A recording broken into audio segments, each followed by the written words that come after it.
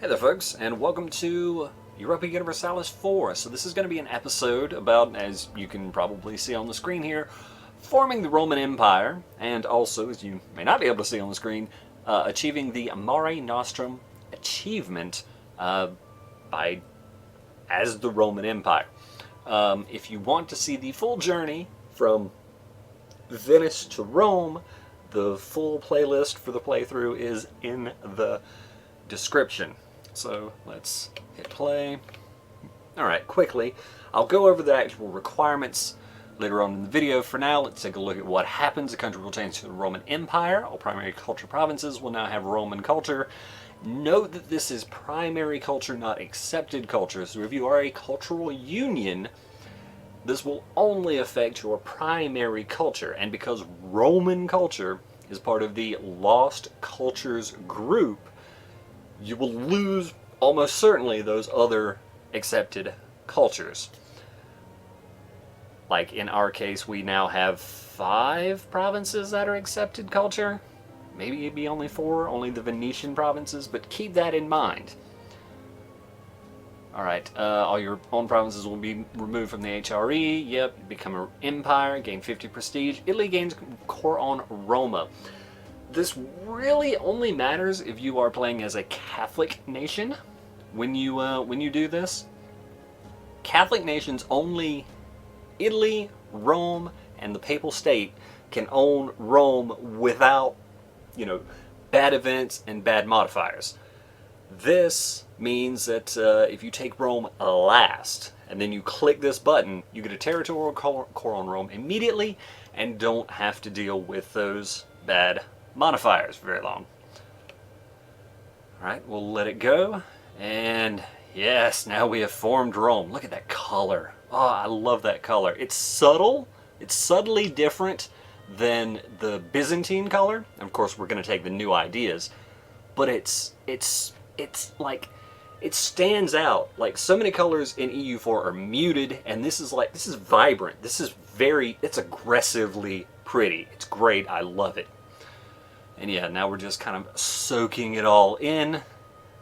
And yeah, man, that's great. So we've got, up in the corner there, of course, we've got our shield, but I kind of wanted to see what it looked like on this interface, and was reminded that, right, the first emperor of the Roman Empire is good old Poop Soup, so named because of his putrid stats. Good on you, Poop Soup. So let's look at the ideas. Alright, we got Pax Romana, which is -1 national unrest. Man, that's good. Right, our traditions. +5% discipline, +1 yearly legitimacy.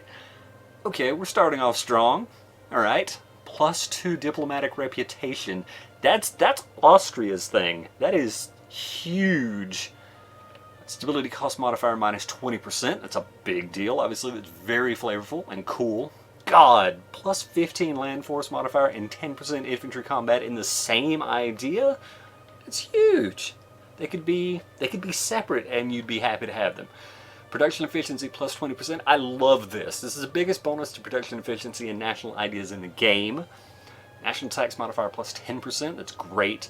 Core creation cost -20%. Very good to have core creation cost in national ideas. It's super strong. And national manpower modifier +33%. Man, these are good ideas. It's great. As it turns out, we lose some things from being Italy to going to Rome, but it's still, we're Rome, and Rome is awesome.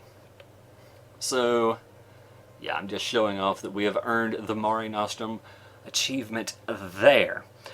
I'm now going to go back and show you all the requirements for getting this, but I wanted first to just kind of show off the shiny. So I will see you back in just a little bit.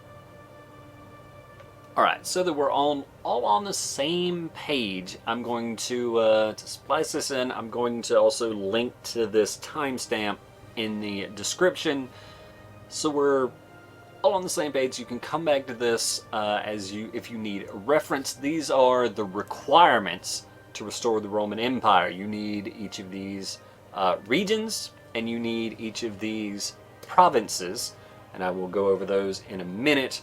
This is so you can refer back to a central location. You need to be at peace, and you need to not be a subject nation.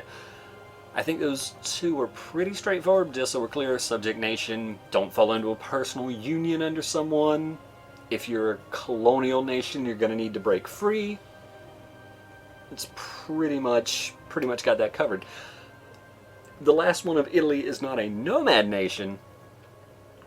Means you don't have a nomad government. So nomad governments are steppe nomads. That's, their starting government is a nomad nation. These are countries like Oirat, Timurids, Uzbek, Kara. There's like Korchin.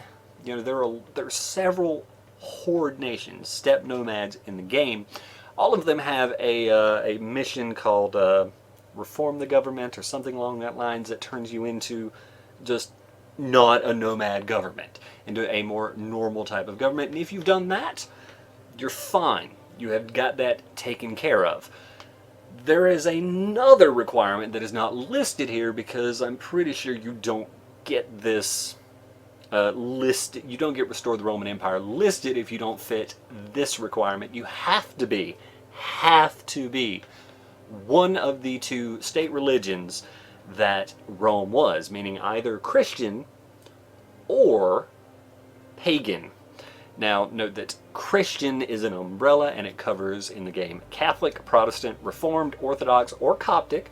So Ethiopia can become Rome if they want to. Just any country that follows those religions is considered Christian. And then pagan is an even larger umbrella: animist, fetishist, totemist, Inti, Nahuatl, Mayan, Tengri, or Norse. Now, Norse does not naturally occur in the game. It's one of the, I think you can port from CK2. Anyway, it doesn't matter here. So as long as you can become either of those religions, you can become Rome, as long as you are not either the Papal States. The Papal State cannot form Rome, or the Holy Roman Empire. Holy Roman Empire cannot form Rome. Note that any state in the Holy Roman Empire, Austria, Bohemia, Brandenburg, Mainz, any state in the empire can form Rome. It's just as an emperor who has taken the last idea, you cannot. Okay, the tag Holy Roman Empire cannot turn into the tag the Roman Empire. Other than those two nations, any country that can become pagan, own all of this stuff, not be a nomad government or a subject nation, can become Rome. So with that, we're going to move on to actually looking at all these regions and provinces. Alright, now to cover the actual regions, and also the provinces. So regions are, specific regions of the map that are all together. So take a look at that. For one, this is accepted culture, right? This is showing how we have like 5 provinces in the whole country that are accepted culture now that we're Rome. Or coalition map mode. There we go. Regions map mode. You will need this a lot if you're going to form Rome. Note that it's under the geographical map modes. That's the globe. And yeah, right there. Regions map mode. You can bind it if you so choose. So we need a number of regions, and then we need a number of provinces. The first region I'm going to go over is Italy. All right. Note. Like, you've got this stuff up here. Note that you've got Venezia, Corsica, both parts of Sardinia, all of 3 provinces of Sicily, and Malta as islands. You need to own all of it to own Italy. Every province in here needs to be owned.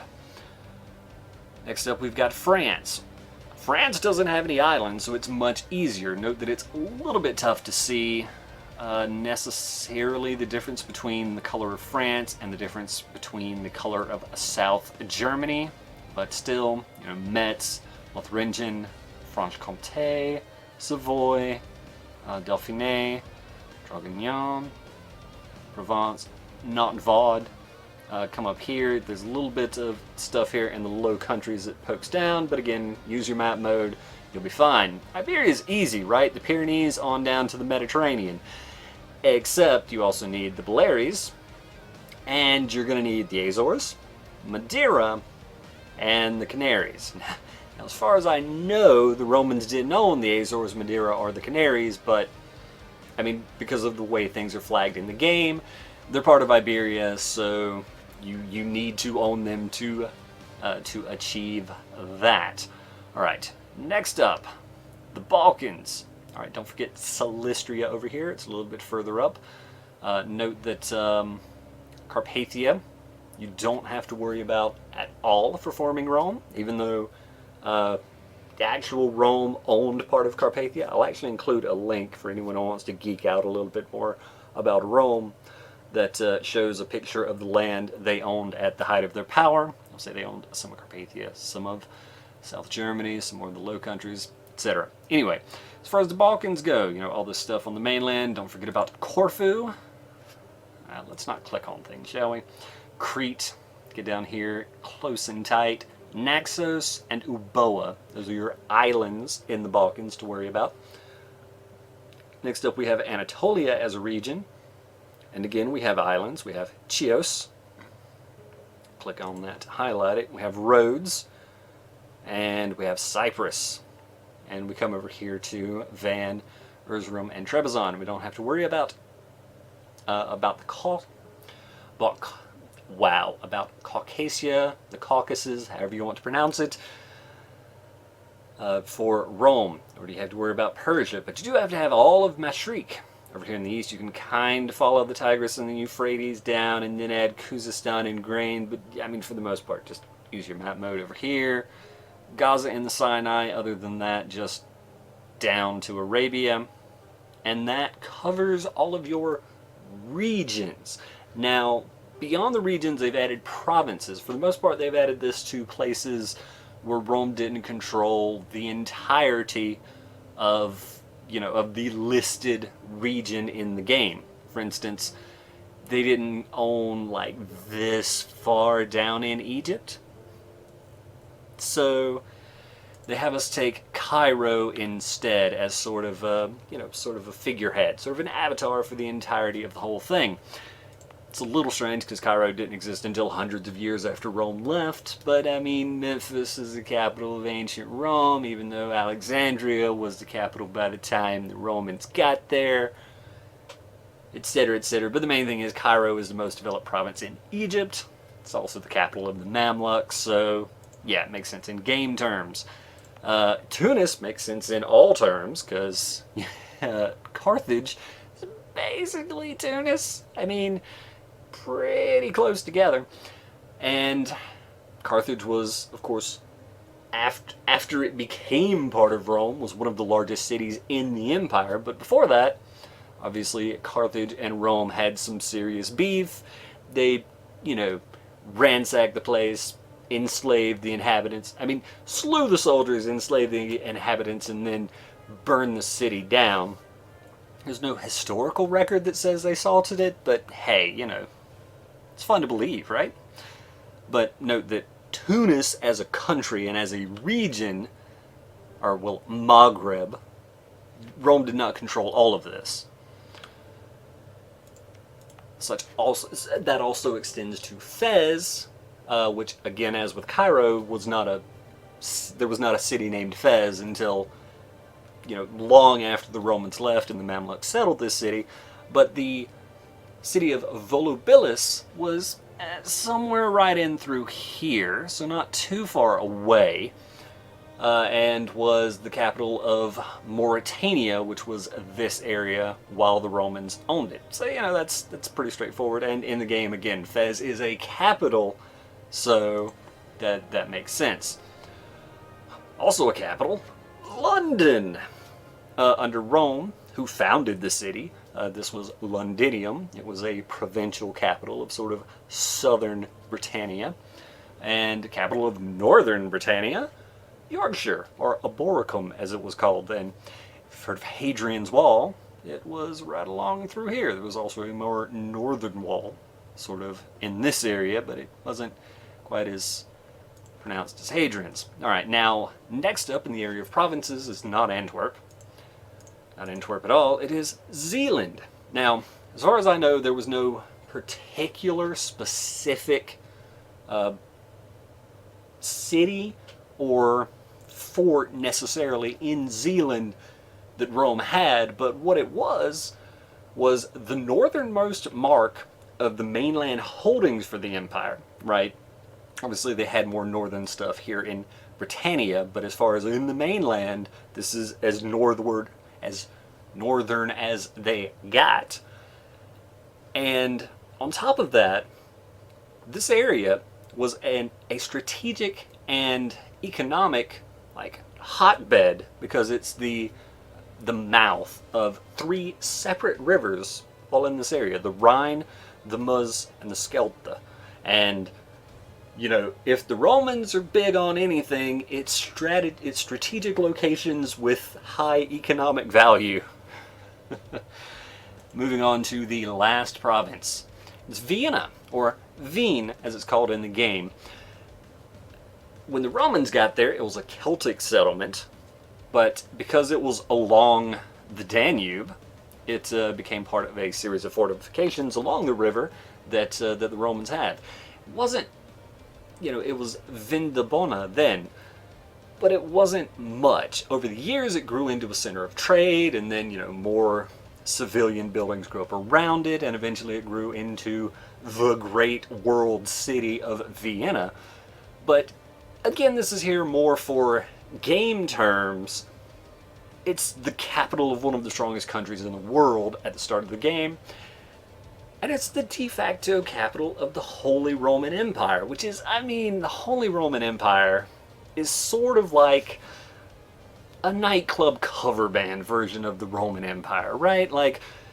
I say that because they included members the original never had, right? We've talked about how Rome did control a little bit of stuff down here in southern Germany and such, but the Holy Roman Empire is like northern Germany and some of the lowlands and just a lot of stuff that Rome never touched, or at least never owned. Likewise, they cover very few of the actual hits, right? We see they were here, Rome was here, and HRE had nothing to do with this stuff. And lastly, they used very vague marketing to seem more legitimate, right? Oh, we're the Holy Roman Empire. Well, are you holy? Not particularly, no. Well, are you Roman? No. As a matter of fact, we are not. Are you an empire? Not in the classical meaning of the term. So, it's kind of cool to have, the actual Romans kind of putting it to the faux Romans, I guess. So yeah, that kind of covers that part. Now, moving on to the Mare Nostrum achievement. So we can look here and see Mare Nostrum restore the Roman Empire, right, which we've done. We've gone over how we do that. And own the entire Mediterranean and Black Sea coastlines. Unfortunately, okay, now since I've achieved it, it doesn't show, but when you don't, it'll pop up a list. But it's not a complete list. I will include in the description a link to the EU4 wiki page, which has a picture of every province you need, or at least every province that borders the Mediterranean and Black Seas.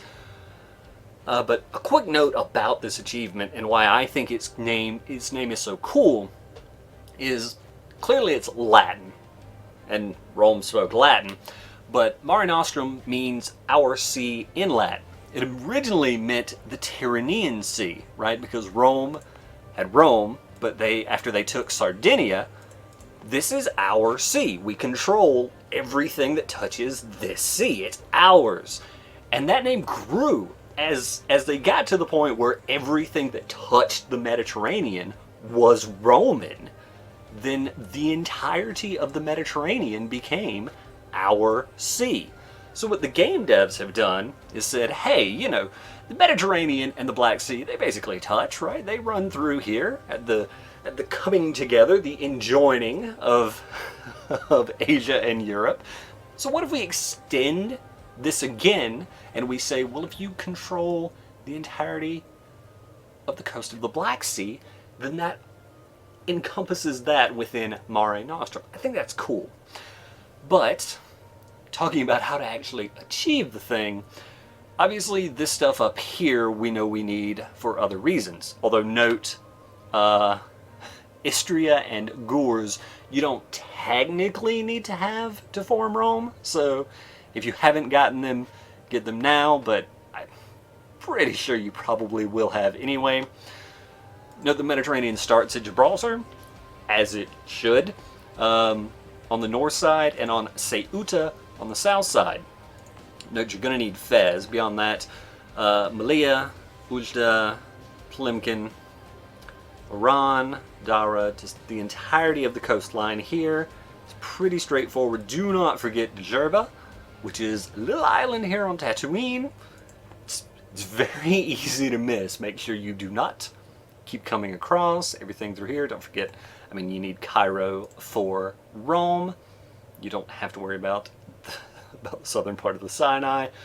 All of this stuff you need for Rome. From Trebizond, you need Guria, Mingrelia, Abkhazia, Adegi, Kuban, Azov, Kizil Yar, Yedishkul, Ingel, Yeresan, Bessarabia. That brings you back around to Silistria. Again, the stuff through here you need for Rome. And beyond that you need the Crimean Peninsula, Crimea itself, Theodoro, Kaffa, and Mantrega.